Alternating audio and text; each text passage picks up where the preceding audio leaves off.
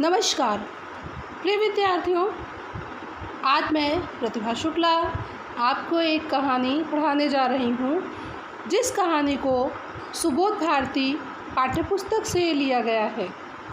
कहानी का नाम है लाख की चूड़ियाँ। विद्यार्थियों, यह कहानी लेखक के बचपन की यादों से जुड़ी है। इस कहानी को पढ़ने से पूर्व मैं इस कहानी के लेखक के विषय में आपको जानकारी प्रदान करूंगी। बच्चों, इस कहानी को हिंदी गद्य साहित्य के जाने माने लेखक श्री कामता नाथ जी ने लिखा है। कामता नाथ जी का जन्म 22 सितंबर 1935 को लखनऊ, उत्तर प्रदेश में हुआ। इन्होंने साहित्य की कई विधाओं में लेखन कार्य किया। इन्होंने कई उपन्यास, कहानियाँ और नाटक आदि लिखे, जिनमें से इनके कुछ प्रमुख रचनाएं निम्नलिखित हैं। समुद्र तट पर, खुलने वाली खिड़की, सुबह होने तक, यह इनका उपन्यास है। छुट्टियाँ, तीसरी सांस, सब ठीक हो जाएगा, यह एक कहानी है। कामता नाथ जी को इनके लेखन कार्य के लिए कई पुरस्कारों से सम्मानित किया गया। कामता नाथ का निधन 7 दिसंबर 2012 को हो गया। कामता नाथ जी ने अपने लेखन कार्य से समाज को कई मनोरंजक कहानियाँ प्रदान की, कई मनोरंजक उपन्यास प्रदान किए, जिनके माध्यम से उन्होंने अपने विचारों को पाठकों के समक्ष प्रस्तुत किया।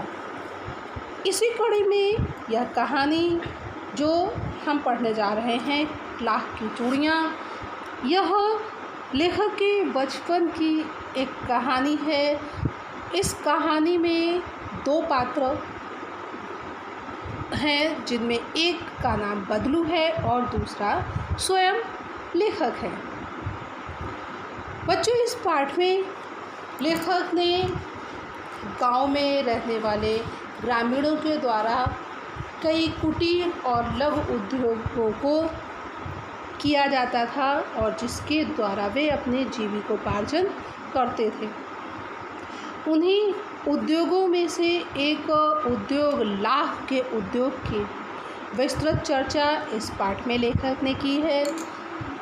और लाख के चूड़ियाँ, लाख के उद्योग को अपनाने वाले जो पात्र हैं बदलू, इनके प्रति लेखक का विशिष्ट लगाव है।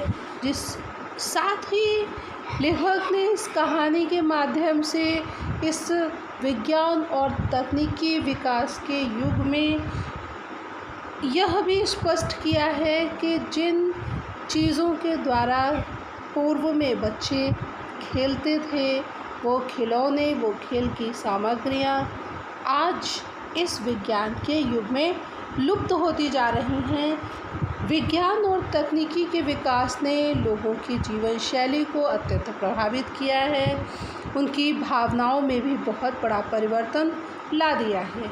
इन सभी बातों का उल्लेख इस कहानी में लेखक ने किया है।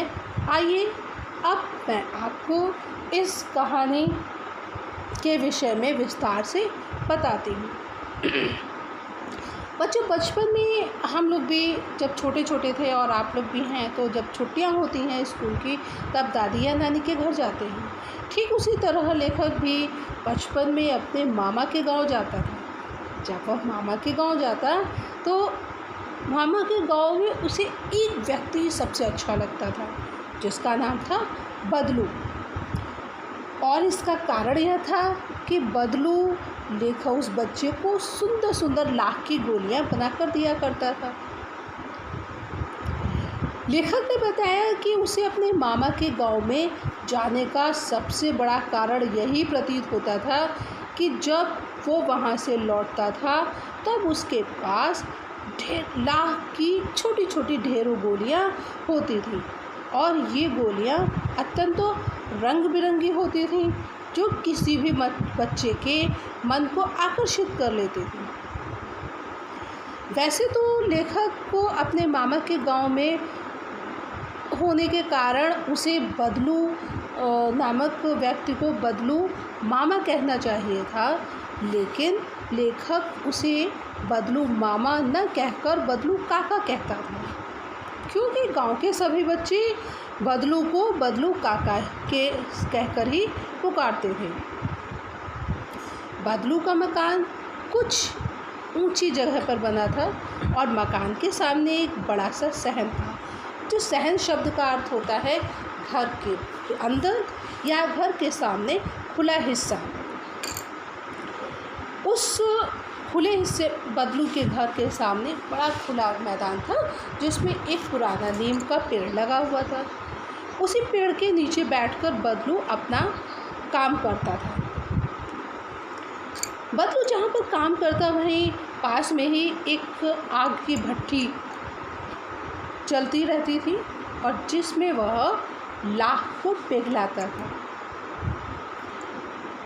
वहाँ उसके सामने एक लकड़ी की चौखट अर्थात चौकोर ढांचा रखा रहता था, जिस पर वो जब लाख मुलायम हो जाती तब उसे उस चौखट पर सामान बनाने के लिए रखता और उससे चूड़ियों को आकार प्रदान करता। पास में ही उसके पास अनेकों आकार की बेलन के जैसी मोगरियाँ रखी रहती थी, जो आगे से कुछ पतली होती और पीछे से कुछ मोटी होती। बदलू लाख की चूड़ियों को बनाकर इन मोगरियों पर रख देता और उन्हें गोल और चिकना बनाता। इस तरह वो जब एक कलाई में पहनने के लिए पर्याप्त मात्रा में चूड़ियाँ बन जाती तब वह उन पर रंग भरता। बच्चों, बदलू जो कि चूड़ियाँ बनाने का काम करता था, जिस समय वह चूड़ियाँ बनाता था उस समय वो एक मचिया पर बैठता था। मचिया एक लकड़ी की बनी हुई चौकी जैसी होती थी, जो बहुत ही नीची होती थी, ज़मीन से कुछ ही ऊंचाई पर उस पर बैठा जा सकता था। लकड़ी से उसे बनाया जाता था। उसमें चारपाई की तरह चार पाए लगे होते थे और उसको बांध से बिना जाता था, जो बहुत ही पुरानी हो गई थी। उसी पर बैठकर बदलू चूड़ियाँ बनाने का काम करता। उसके पास में उसका हुक्का रखा रहता था, जिसे वह अपने काम करने के दौरान बीच बीच में पीता रहता। ये लेखक जो एक बालक के रूप में इस कहानी में बताया जा रहा है, ये जब अपने गर्मी की छुट्टियों में अपने मामा के गांव जाता तो अपने दोपहर का अधिकतर समय बदलू के साथ ही बिताता। बदलू बड़े प्यार से लेखक को लला कहते थे। लला का अर्थ होता है बच्चा, बालक, और उसके पहुंचने पर तुरंत उसे बैठने के लिए मचिया यानी चौकी दे देते। ये बच्चा घंटों बैठकर बदलू को चूड़ियाँ बनाते देखता रहता और उसके मन में अनेकों प्रश्न, अनेकों यादें उभरती कि किस तरह से बदलू चूड़ियाँ बना रहा है। जब पूरा जोड़ा चूड़ियों का पूरा जोड़ा बन जाता तब बदलू उसे बेलन पर चढ़ाकर कुछ क्षणों तक चुपचाप उस जोड़े को देखता रहता। वह उस जोड़े को इस तरह देखता मानो किसी नई नवेली दुल्हन की कलाई। बदलू एक मनिहार था। मनिहार शब्द का अर्थ होता है जो चूड़ी बनाकर बेचता है। चूड़ियाँ बनाना उसका पैतृक पेशा था, जो उसे अपने परिवार से मिला था। वास्तव में बदलू बहुत ही सुंदर चूड़ियाँ बनाता था। उसकी बनाई गई चूड़ियों की खपत भी बहुत ही, खपत शब्द का अर्थ है मांग। उस दौर में अधिकांश स्त्रियां उसकी बनाई हुई चूड़ियाँ ही पहनती थीं। आसपास के गांव में भी लोग उससे चूड़ियाँ ले जाते और लेकिन उसकी एक खासियत थी कि वह कभी भी चूड़ियों को पैसे से नहीं बेचता। अलग तरीके से अपने इस व्यापार को करता था। उसका जो इस व्यापार करने का तरीका था वो अनाज के बदले में चूड़ियाँ लोगों को दे देता था। बदलू स्वभाव से अत्यंत ही सीधा साधा और सरल व्यक्ति था। लेखक बता रहा है कि उसने कभी भी उसको किसी के साथ भी लड़ते झगड़ते नहीं देखा था, लेकिन शादी विवाह के अवसर पर वह अक्सर लड़ता हुआ एक जिद पकड़ जाता था कि जीवन भर तो चाहे उससे कोई मुफ्त में चूड़ियाँ ले जाए, लेकिन विवाह के अवसर पर वह पूरी कसर निकाल लेता था, अर्थात अपनी चूड़ियों का पूरा मूल्य ले लेता था। आखिर इस जो चूड़ी सुहाग का प्रतीक होता है, उसका विवाह के अवसर पर एक बहुत ही महत्वपूर्ण स्थान होता है। लेखक ने बताया कि उसे याद है जब उसके मामा के गांव में एक लड़की के विवाह के अवसर पर एक छोटी सी बात पर बदलू बहुत ही गुस्सा हो गया था और फिर उसको बनाने में तो जैसे लोहे ही लग गए, अर्थात बहुत ही प्रयास करना पड़ा, तब जा कर के वह माना। विवाह के अवसर पर तो इन चूड़ियों का जो जोड़ा है उसका मूल्य इतना बढ़ जाता था कि उसके बदले में उसको और उसकी घरवाली को सारे वस्त्र मिलते, लोग ढेरों अनाज देते और उसके लिए उसे पगड़े भी मिलती और इन सब उपहारों और वस्तुओं के अतिरिक्त उसे रुपए भी मिलते। यानी जो बदलू केवल अनाज के बदले में सामान्य दिनों में लोगों को चूड़ियाँ उपलब्ध करा देता था, लेकिन वैवाहिक और मांगलिक अवसरों पर वह अपनी चूड़ियों के महत्व को स्पष्ट करने के लिए लोगों के सामने झगड़ता और अपनी चूड़ियों का मूल्य ले लेता। बदलू को अपने द्वारा बनाई हुई लाख की चूड़ियों से अद्भुत प्रेम था, लेकिन इसके साथ ही उसे एक बात से सख्त नफरत थी और वो थी कांच की चूड़ियों से। यदि वह किसी भी स्त्री को अपने हाथों में कांच की चूड़ियाँ पहने दिखती तो वह अंदर उसे कुंठा हो जाती और कभी कभी तो वह अपनी कुंठा को, अपने क्रोध को अभिव्यक्त करते करते उसे दो चार बातें भी सुना देता। लेखक के साथ तो बदलू कई घंटों बातें करता, कभी उससे उसकी पढ़ाई के बारे में पूछता तो कभी उसके घर के बारे में पूछता, कभी कभी वो जब उसका मन करता तो शहर की जीवन शैली के बारे में भी चर्चा करता। लेखक उससे कहता कि शहर में तो सभी कांच की चूड़ियों को पहनते हैं, अर्थात इनका उपयोग करते हैं, तो वह उत्तर देता कि शहर की बात ही और है। लेखक ने जब बदलू को शहर की स्त्रियों के बारे में बताया कि वो तो कांच की चूड़ियों का ही उपयोग करती हैं, तो यह बात सुनकर बदलू बोला कि अरे शहर की बात ही कुछ और है, उनकी कलाइयाँ नाजुक होती हैं ना, अगर वो लाख की चूड़ियाँ पहने तो कहीं मोच ना आ जाए। इस वक्तव्य से बदलू ने अपनी कुंठा को प्रकट किया। बदलू का लेखक के प्रति बहुत ही लगाव था, तो जब भी वो उसके घर जाता, उससे मिलता, तब वो उसकी खूब खातिर करता, खातिर भी आवभगत आदर सत्कार करता। जिन दिनों उसके घर में गाय का दूध होता तो वह लेखक के लिए मलाई बचा कर रखता और अगर आम की फसल का समय होता तो रोज़ उसके यहाँ से 2-4 आम वो लेखक खा कर ही वापस आता। इन सभी बातों के अतिरिक्त एक और कारण था जिस कारण लेखक को बदलू का साथ अच्छा लगता था, वह यह था कि वह लगभग रोज़ ही उसे 1-2 लाख की गोलियाँ बनाकर दे देता था। लेखक बहुधा शब्द का अर्थ है बार बार गर्मी की छुट्टियों में अपने मामा के घर जाता और एक आधे महीने यानी 1 महीने या 1.5 महीने का समय वहाँ व्यतीत करता, जब और वह शहर वापस तब आता जब उसका स्कूल खुलने वाला होता। 2-3-4 बार ही वो अपने मामा के गांव जा पाया होगा। उसके बाद उसके पिता का ट्रांसफ़र हो गया, यानी उसके पिता का तबादला दूसरे शहर में हो गया और फिर वो एक लंबी अवधि के बाद, अवधि में समय, लंबी अवधि तक अपने मामा के गांव नहीं जा सका। लगभग 8-10 वर्षों का समय बीत गया था और उसके बाद ही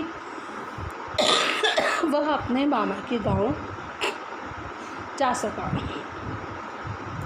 इस बार जब लेखक अपने मामा के गांव गया तो अब उसकी उम्र बढ़ चुकी थी, तब वह बड़ा हो गया था। अब उसकी लाख की गोलियों में कोई रुचि नहीं रह गई थी। वह कई दिनों तक गांव में रहा, लेकिन अब इस बार उसे बदलू का ध्यान नहीं आया। इस समय उसने गांव में देखा कि गांव में अधिकांश स्त्रियां कांच की चूड़ियां पहने हैं। कुछ ही महिलाओं के कलाइयों पर लाख की चूड़ियां उसे देखने को मिली थी। तभी एक दिन अचानक उसे बदलू की याद आ गई। वाकया यह हुआ कि बरसात में लेखक के मामा की छोटी लड़की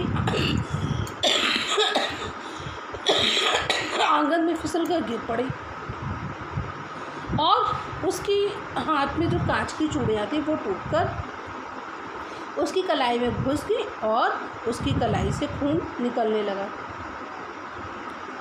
उस समय मामा घर पर नहीं थे। लेखक को ही उस लड़की की मरहम पट्टी करनी पड़ी और तभी इस घटना के तुरंत बाद अचानक लेखक को बदलू का ध्यान आ गया। उसने सोचा कि चलो अब मैं बदलू से मिलकर आता हूँ। शाम को घूमते घूमते लेखक बदलू के घर गया। बदलू पहले की तरह वहीं चबूतरे पर नीम के नीचे एक चारपाई पर लेटा हुआ था। लेखक ने वहाँ पहुँचकर बदलू के सामने जाकर बदलू काका को नमस्कार किया और कहा। बदलू काका ने लेखक को जवाब दिया, नमस्ते भैया, और उठकर वो अपनी चारपाई पर बैठ गया। बदलू की उम्र भी अब बहुत अधिक हो गई थी। उसने लेखक को ठीक से पहचान नहीं पाया और इसलिए वो देर तक उसकी ओर निहारता रहा। जब लेखक को महसूस हुआ कि बदलू को उसे पहचानने में कठिनाई हो रही है, तब लेखक ने अपना परिचय देते हुए बताया, काका, मैं जनार्दन हूँ। आपके पास से मैं गोलियां बनवा कर ले जाया करता था। लेखक की इस बात को सुनकर भी बदलू चुप रहा, क्योंकि उसके स्मृति पटल पर अतीत के चित्र उतर रहे हों। अर्थात वह अपने मन मस्तिष्क पर जोर डालकर याद करने का प्रयास कर रहा था और लेखक को पहचानने का प्रयास कर रहा था। कुछ समय बाद उसको आभास हुआ और वह लेखक को पहचान गया और तब वह बोला, आओ आओ लला, अर्थात आओ आओ बेटे, बैठो। बहुत दिन बाद गांव में आए हो। लेखक ने बताया, हाँ काका, इधर काफ़ी समय से गांव में आना नहीं हो पाया। कुछ देर के लिए फिर दोनों में कोई बातचीत नहीं हुई और दोनों शांत रहे। लेखक ने फिर इधर उधर अपनी दृष्टि दौड़ाई तो उसे न तो वहाँ पर वो मछिया दिखाई पड़ी और न ही वो आग की भट्ठी जिसकी सहायता से बदलू अपनी चूड़ियों को बनाया करता था। उत्सुकतावश लेखक ने बदलू काका से पूछा, काका, आजकल काम नहीं करते हो?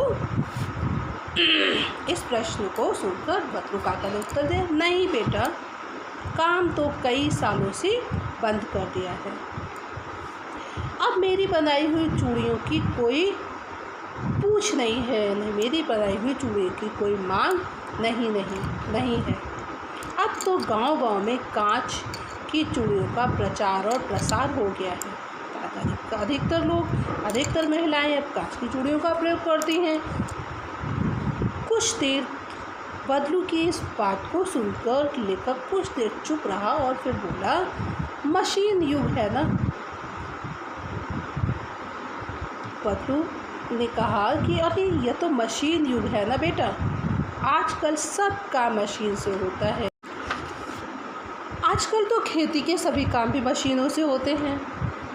फिर बदलू ने बताया कि जो सौंदर्य कांच की चूड़ियों में है वह लाख की चूड़ियों में कहाँ संभव है। यानी लाख की चूड़ियाँ उतनी महीन, उतनी पतली और सुंदर नहीं बन सकती हैं जितना कि कांच के द्वारा बनाई जा सकती है। बदलू की इस बात पर लेखक ने कहा, लेकिन काका कांच तो बहुत खतरनाक होता है और बड़ी जल्दी टूट जाता है। बदलू बोला, नाजुक तो फिर होता ही है बेटा। और इतना कहते कहते ही उसे खांसी आ गई और वह देर तक खांसता रहा। बदलू को खांसते हुए देखकर लेखक को ऐसा महसूस हुआ कि जैसे उसे अस्थमा हो। उसकी अब उम्र बढ़ रही थी, शरीर कमज़ोर हो चुका था, उसके हाथों पर और माथे पर नसें उभर रही थी कि वो अब वृद्धावस्था की ओर था। तो उसकी यह आशंका जायज़ भी थी। जब बदलू को ये लगा कि उस बालक ने उसकी इस कमज़ोरी को भांप लिया है, तब तुरंत ही बदलू ने उसे बताया कि नहीं मुझे दमा नहीं है, यह तो फसली खांसी है। फसली खांसी अर्थात मौसम के आधार पर जो खांसी या जुकाम हो जाता है। उसने बताया यह केवल पिछले 2 महीने से आ रही है, 10-15 दिन में अपने आप ठीक हो जाएगी। लेखक चुप रहा और उसे ऐसा महसूस हुआ कि जैसे बदलू के मन के अंदर कोई बहुत ही बड़ी व्यथा मीन्स परेशानी, दुख छिपा हुआ है। वो देर तक सोचता रहा कि इस मशीनी युग ने कितने लोगों का रोजगार छीन लिया है, कितने लोगों का जो आमदनी है उसको कम कर दिया है। कुछ देर के लिए दोनों के बीच कोई भी बातचीत नहीं हुई। यह शांति लेखक को अच्छी नहीं लगी और उसने इस शांति को भंग करते हुए बदलू से दूसरा प्रश्न पूछा, काका अब आम की फसल कैसी है? कुछ देर बाद फिर लेखक ने बात का विषय बदलते हुए बदलू से पूछा। इस बार बदलू ने उत्तर दिया, अच्छी है बेटा, बहुत अच्छी है।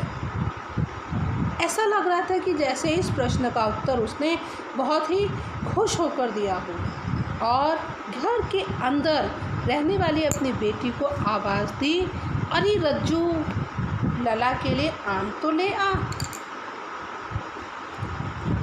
अपनी बेटी को ये सूचना देकर कि उसके घर पे कोई मिलने आया है, उसके लिए आम लेने का आदेश देकर फिर वो लेखक की ओर मुखातिब होकर बोला। मुखातिब शब्द का अर्थ है जब किसी की ओर देखकर कुछ कहना या सुनना। और बोला, माफ़ करना लला, मुझे माफ़ कर दो बेटा, मैं तो तुम्हें आम खिलाना भूल ही गया। बदलू की इस बात को सुनकर लेखक ने कहा, नहीं काका नहीं, आम तो इस साल मैंने बहुत खाए हैं। अरे वाह, बिना आम खाए मैं तुम्हें कैसे जाने दूंगा? मैं तुम्हें बिना आम खाए तो नहीं जाने दे सकता। लेखक ने फिर से एक प्रश्न बदलू से पूछा, क्योंकि उसे यह याद आ रही थी कि जब वो पहले बदलू से मिलने आता था तो बदलू उसे मलाई खिलाता था। लेखक ने पूछा, गाय तो अच्छी है ना काका? गाय कहाँ है बेटा? 2 साल हुए उसे बेच दिया। कहाँ से उसको खिलाता? उसने अपनी गाय को बेचने का कारण लेखक के बताया कि अब वह उसके खिलाने पिलाने की व्यवस्था नहीं कर सकता था, इसलिए उसने अपनी गाय को बेच दिया। उसी समय बदलू की बेटी एक डलिया में ढेर सारे आम लेकर आ गई। डलिया में रखे हुए आमों को देखकर लेखक ने कहा, यह तो बहुत है काका, इतने आम मैं कहाँ खा पाऊँगा। वाह वाह। और यह कहते हुए बदलू हंस पड़ा। शहरी ठहरे ना, मैं तुम्हारी उम्र का था तो इसके चौगुने आम एक बखत में खा जाता। बखत शब्द का अर्थ होता है समय। इस वक्तव्य से हमें ये भी पता लगता है कि गाँव में रहने वाले लोग जो कि अधिक भोजन कर सकते हैं और शहर के लोगों के भोजन सामग्री की मात्रा कुछ कम होती है। इसका मूल कारण यह होता है कि गांव के लोग शारीरिक श्रम अधिक करते हैं, जबकि शहर के लोगों का शारीरिक श्रम अपेक्षाकृत कम होता है। इसी तथ्य को स्पष्ट करने के लिए लेखक ने बदलू काका से कहा, हाँ काका, आप लोगों की बात और है। अच्छा बेटी, लला को 4-5 आम छांट कर दे दो, लेकिन सिंदूरी वाले देना। देखो लला कैसे हैं। इसी साल यह पेड़ तैयार हो गया है। रज्जू ने, जो बदलू की बेटी थी, उसने 4-5 आम अपनी अंजलि में लेकर लेखक की ओर बढ़ा दिए। आम लेने के लिए जब लेखक ने अपने हाथ बदलू की पुत्री के आगे बढ़ाए तो उसकी निगाह एक क्षण के लिए उसके हाथों पर ठिठक गई। उसकी गोरी गोरी कलाइयों पर लाख की चूड़ियाँ बहुत हव रही थी। भावना में सुंदर लगा। बदलू ने मेरी तरफ देख लिया और बोल पड़ा, यही आखिरी जोड़ा बनाया था मैंने जमींदार साहब की बेटी के विवाह के अवसर पर। 10 आने पैसे मुझको दे रहे थे। मैंने इतने मूल्य पर यह जोड़ा नहीं दिया, कहा शहर से ले आओ। लेखक ने आम लिए और खाकर थोड़ी देर के पश्चात वह बदलू के पास से चला गया। मुझे यह देखकर प्रसन्नता हुई बदलू ने हार कर भी अपनी हार को नहीं स्वीकार किया था, यानी अपनी चूड़ियों का पूरा मूल्य न मिलने के बावजूद भी उसने अपने मन से हार नहीं मानी थी और उसका व्यक्तित्व तो अपने व्यापार का लगभग समाप्ति की ओर, लगभग उसका व्यापार क्षीण होने की तरफ था, तब भी उसके मन में आशा की एक किरण ज़रूर थी और वह अपने जीवन को अब भी खुशी से व्यतीत कर रहा था। उसका व्यक्तित्व तो कांच की चूड़ियों की जैसा न था कि जो आसानी से टूट जाए, अर्थात साधन कम होने पर भी वह अपने जीवन को अभी आज भी पूरे उत्साह के साथ बिता रहा था। तो बच्चों, यह तो पूरी कहानी की विस्तृत रूप से जानकारी मैंने आपको कराई। इस पाठ में कहानी के माध्यम से लेखक ने ग्रामीण जीवन के बारे में हमें बताया है। ग्रामीण जीवन में जो श्रमिक लोग होते हैं, जो किसान होते हैं, उनकी जीवन शैली के विषय में हमें बताया कि वो कितने ही निश्चल होते हैं, दूसरों से प्रेम करने वाले, मिलनसार होते हैं और शहरों के लोगों से भिन्न होते हैं। वो लोग व्यावहारिक होते हैं, शहर के लोग आत्मकेंद्रित व्यक्तित्व वाले होते हैं। गांव के लोग दूसरों की अवभगत करने वाले होते हैं। अगर कोई अनजान व्यक्ति भी मिल जाता है तो उससे भी वो प्रेमपूर्ण व्यवहार करते हैं। तो बच्चों, इन सब नैतिक विचारों की ओर भी लेखक ने इस कहानी में संकेत दिया है, जिससे कि विद्यार्थी इस कहानी को पढ़कर अपने अंदर नैतिकता के भाव, अपने आत्मीयजनों के प्रति नैतिकता के भाव से परिपूर्ण हो सके और समाज को एक नया नेतृत्व और नई दिशा प्रदान कर सके। क्योंकि आज के समय परिवार का जो विघटन हो रहा है वो परिवार संगठित हो सके, इस दिशा में भी हमें लेखक के इन विचारों से महत्वपूर्ण जानकारी मिलती है और प्रेरणा भी मिलती है कि जिससे हम अपने परिवारों को विघटन से बचा सकें, अपने समाज को विघटन से बचा सकें और समाज में और परिवार में सामंजस्य, एकता, प्रेम, सद्भाव की भावना का विकास हो सके। बच्चों, अगर आपको मेरे द्वारा इस पढ़ाई की कहानी पसंद आई हो तो मेरे इस वीडियो को आप लाइक करें और मेरे चैनल को सब्सक्राइब करें। धन्यवाद।